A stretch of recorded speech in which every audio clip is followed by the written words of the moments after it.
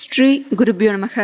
ஓம் ஸ்ரீமாத்ரே நமக. அனைவருக்கும் நமஸ்காரம். இன்று நவராத்திரி 7வது நாள். முதல் 3 நாட்கள் அன்னை துர்கைக்கும், அடுத்த 3 நாட்கள் லட்சுமி தேவிக்கு உரிய வழிபாடு முடிந்த இன்று 7வது நாள் அன்னை சரஸ்வதி வழிபாடு துவங்குகிறது. நவராத்திரி 7வது தினத்தில் நவதுர்கையில் காலராத்திரியாக வழிபடுவது வழக்கம். அன்னையின் 9 ரூபங்களில் மிக பயங்கரமான ரூபம் இந்த காலராத்திரி எனும் காளி ரூபம். கால என்றால் நேரத்தையும் மரணத்தையும் குறிக்கிறது. ராத்திரி என்றால் இரவு. இரவு என்ற பொருளில் மட்டுமல்லாமல் மங்களம் என்ற பொருளிலும் இது வருகிறது. கரிய நிறத்துடன் மங்களங்களை அள்ளி தருவதாலேயே இவளுக்கு காலராத்திரி என்ற பெயர் ஏற்பட்டது. காலராத்திரி என்றால் காலத்தின் முடிவு என்று பொருள்படுகிறது. இந்த அன்னை அச்சத்தை ஏற்படுத்தும் வகையில் ஆக்ரோஷமான ரூபத்தில் இருப்பவள். மாறாக பக்தர்களுக்கு இவரது உருவம் பயம் தராது. பக்தருக்கு நன்மை செய்வதால் இவரை சுபங்கரி என்று சொல்வர். எதிர்மறை சக்திகளை, பயத்தை, தீமைகளை, எதிரிகளை ஓட ஓட விரட்டுபவள். பொன்னிறமான கௌரி அசுரர்களை அழிக்க பொன்னிறத்தை மாற்றி கருப்பு நிறத்தவளாக காளியாக தோன்றினாள்.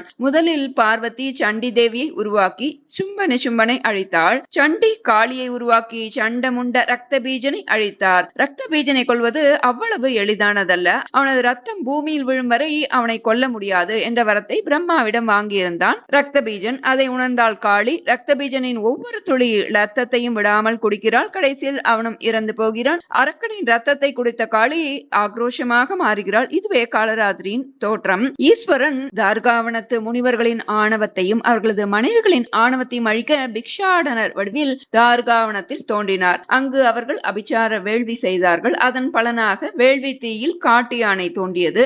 அதை இந்த சர்வேஸ்வரனை நோக்கி இந்த காட்டு யானையை ஏவினார்கள் முனிவர்கள். தன்னை எதிர்த்து வந்த அந்த அசுர யானையை வதைத்தார் ஈஸ்வரன். அதன் தோலை தான் போர்த்தி கொண்டார். அந்த சமயத்தில் அவர் ஆடிய நடனத்துக்கு பூத தாண்டவம் என்று பெயர். அந்த தாண்டவத்திலிருந்து தோன்றியவள் காலராத்திரி துர்கை.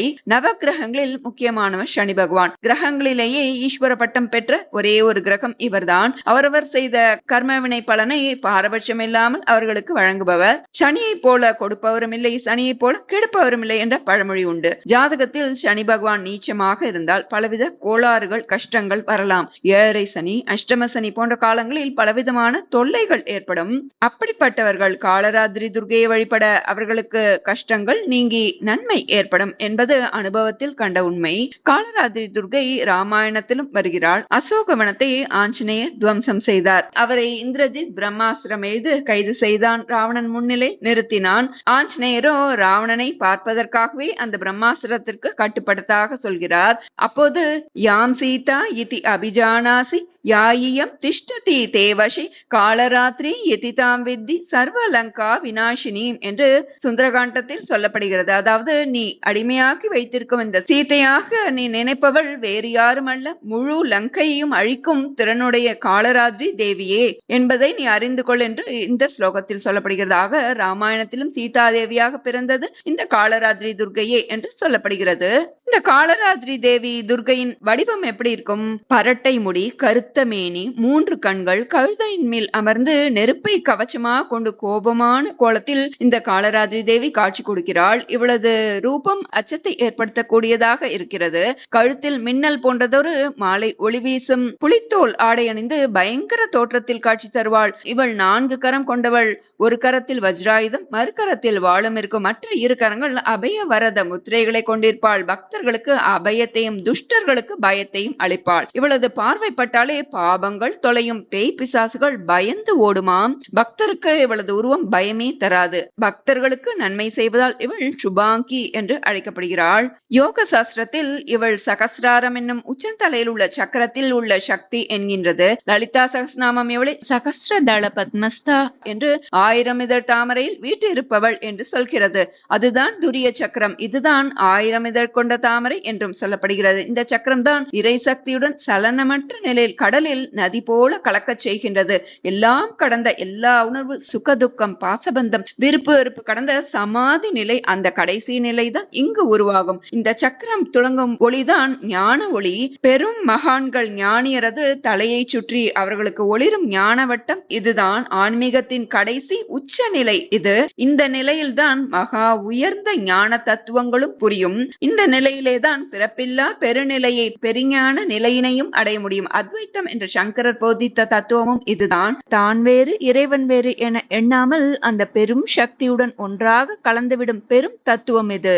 இதையே ஆதிசங்கரின் சௌந்தர்யலகரி நூலிலும் சொல்லப்படுகிறது. க்ஷிதௌ ஷட் பஞ்சாஷத் விசமதிக பஞ்சாஷதுதகே குதாஷே த்வாஷஷ்டிஹி சதுரதிக பஞ்சாஷதநிலே திவி த்விஷத்ரிம்ஷத் மனசி ச சதுஷ்ஷஷ்டிரிதியே மயூகாஸ்தேஷாம் அப்யுபரி தவ பாதாம்புஜ யுகம். அதாவது தேவியே தாயே பிருத்வி தத்துவமான மூலாதாரத்தில் 56 கிரணங்களும், ஜல தத்துவமாகிய மணிப்பூரகத்தில் 52 கிரணங்களாகவும், அக்னி தத்துவமாகிய சுவாதிஷ்டானத்தில் 62 கிரணங்களும், வாயு தத்துவமாகிய அநாகதத்தில் 54 கிரணங்களும், ஆகாச தத்துவமாகிய விசுத்தி சக்கரத்தில் 72 கிரணங்களும், மனஸ் தத்துவமாகிய ஆக்ஞா சக்கரத்தில் 64 கிரணங்களும் இருப்பதாக யோக சாஸ்திரம் சொல்கிறது என்பது இதன் பொருள். இந்த சக்கரங்களுக்கு கிரணங்களுக்கெல்லாம் மேலே உள்ள சகஸ்ரார கமலத்தின் மத்தியில் உனது திருவடிகள் விளங்குகின்றது. அந்த கிரண கால அளவுகள் நுணுக்கமான கணக்கீடுகள் பூமியில் ஒருவன் வாழும் காலத்தை குறிப்பவை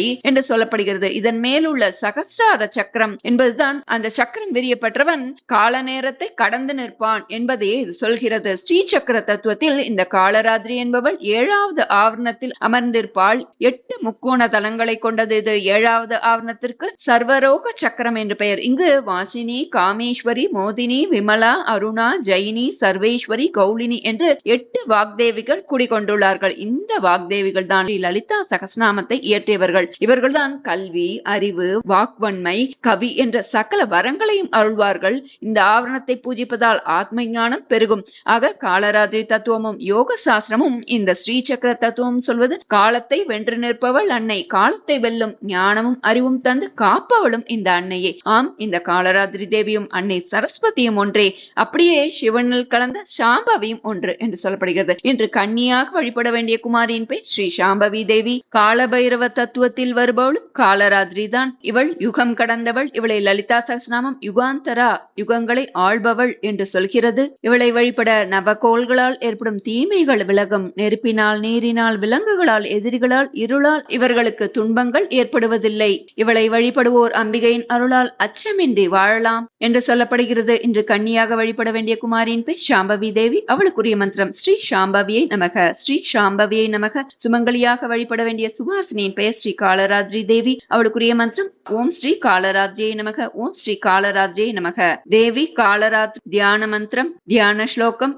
ஏகவேணி ஜபாகர்ண பூராணக்ன கராஸ்திதா லம்போஷ்டி கர்ணிகா கர்ணி தைலாபியக்த ஷரீரிணி வாமபாதோல்லசல்லோக லதா கண்டக பூஷணா வர்தன் மூர்தத்வஜா கிருஷ்ணா காலராத்திரி பயங்கரி. இன்னொரு முறை சொல்லலாம். தேவி காலராத்திரி தியான ஸ்லோகம்.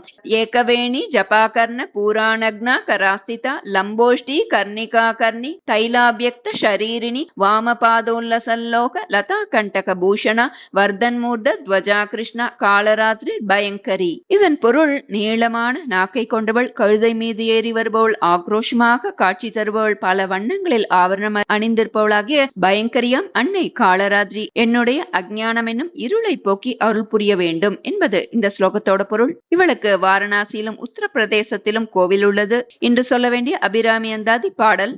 பைரவி பஞ்சமி பாசாங்குஷை பஞ்சபாணி வஞ்சர் உயிரவி உண்ணும் உயர்ச்சண்டி காளி ஒளிரும் கலா வைரவி மண்டலினி மாலினி சூளி வராகி என்றே செயிராவி நான்மறைசை திருநாமங்கள் செப்புவரே. நான்மறைகளிலும் போற்றப்படும் தேவியின் திருநாமங்கள் உள்ள அற்புத பாடல் இது. இதை இந்த தினத்தில் சொல்ல அன்னையின் அருள் பரிபூரணமாக கிடைக்கும். இதில் பைரவி என்பது பைரவரின் தேவி, பைரவி பகமாலினி என்கிறது லலிதா சகஸ்நாமம். பஞ்சமி என்பது திதி தேவிகள் 16 பேரில் பிரதமை முதல் சதுர்தசி வரை உள்ள பஞ்சமி என்ற திதிக்கு தனி சிறப்பு உண்டு. அம்பாளின் திருநாமங்களில் இதுவும் ஒன்று. அம்பாளின் சேனாதிபதி தண்டநாத என்ற வாராகிக்கு உரிய பெயர் பஞ்சமி. பஞ்சமி பஞ்சபூதேஷி பஞ்ச சங்கியோபச்சாரிணி என்கிறது லலிதா சகஸ்ரநாமம். மகா பெரிவாளும் பஞ்ச சங்கியோபச்சாரம் என்று அம்பாளை வழிபடும் முறையை பற்றி சொல்லியதை நாம் ஒரு பதிவில் பார்த்துள்ளோம். பாஷாங்குஷி என்றால் பாஷம், அங்குஷம் ஆகியவற்றை கையில் தரிப்பவள். ராகஸ்வரூப பாஷாட்யா குரோதாகாரா குஷோஜ்வலா என்கிறது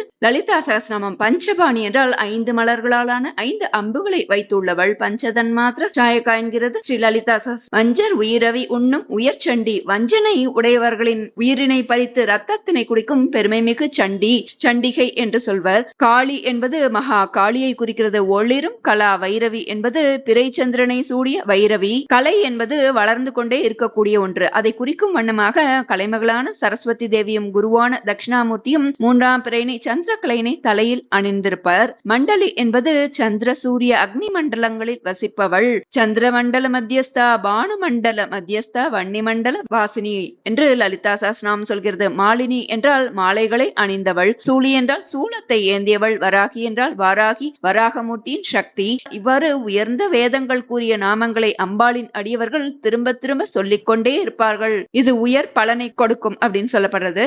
இன்று சொல்ல வேண்டிய காலராத்திரி தேவிக்குரிய நவநாயகி நற்றமிழ் மாலை. கோர பயங்கரி கரிய நிறத்தினி கண்டவர் நடுங்கிடும் காளியளே, தலைவிரி கோலமை கழுதையில் ஏறி கொடியரை விரட்டிடும் சூழியளே, கண்களை பறித்திடும் மின்னொளி விளங்கிடும் மாலையை கழுத்தினில் அணிந்தவளே, விண்ணுயர் நின்று வீணரை சாய்த்திட வேகமாய் வந்திடும் துர்க்கையளே, காலராத்திரி எனும் பெயரினை கொண்டு காலத்தை வென்றிட்ட மாயவளே, முட்கதை கத்திய இடக்கைகள் கொண்டு அருளும் அபயமும் அளிப்பவளே, வெளிவிடும் மூச்சினில் தீஜ்வாலையுடன் கழுதையில் வலம் வரும் முக்கண்ணளே, நவநாயகியரில் 7ஆம் நாளின்று மகா காலராத்திரி தாழ் பணிந்தேன், நவநாயகியரில் 7ஆம் நாளின்று மகா காலராத்திரி தாழ் பணிந்தேன். இன்று வழிபடப்பட வேண்டியவள் லவண துர்கா.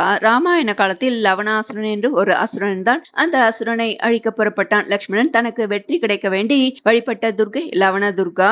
லவணாசுரன் அழிவதற்கு காரணமாக இருந்ததால் இவள் லவண துர்கா என்று அழைக்கப்படுகிறாள். கல்வி கலைகளில் ஞானத்தில் சிறந்து விளங்க இன்று அனைவரும் சொல்ல வேண்டிய சரஸ்வதி துவாதச நாம ஸ்தோத்திரம். சரஸ்வதி மகம் வந்தே வீணா புஸ்தக தாரிணே, ஹம்சவாக சமாயுக்தாம் வித்யா दानकरी मम, प्रथमं भारती नाम, द्वितीयं च सरस्वती, तृतीयं शारदा देवी, चतुर्थं हंसवाहिनी, पंचमं जगति ख्याता, षष्ठं वाणीश्वरी तथा कौमारी, सप्तमं प्रोक्ता, अष्टमं ब्रह्मचारिणी, नवमं बुद्धिदात्री च, दशमं वरदायिनी, एकादशं क्षुद्रघण्टा, द्वादशं भुवनेश्वरी, ब्राह्मी 12 नामानि, त्रिसन्ध्यं यः पठे नरः सर्वसिद्धिकरी तस्य, प्रसन्ना परमेश्वरी, सा मे वसतु जिह्वाग्रे, ब्रह्मरूपा सरस्वती, सा मे वसतु जिह्वाग्रे, ब्रह्मरूपा सरस्वती इति सरस्वती द्वादश नाम स्तोत्रं सम्पूर्णं. श्री गुरुभ्यो नमः.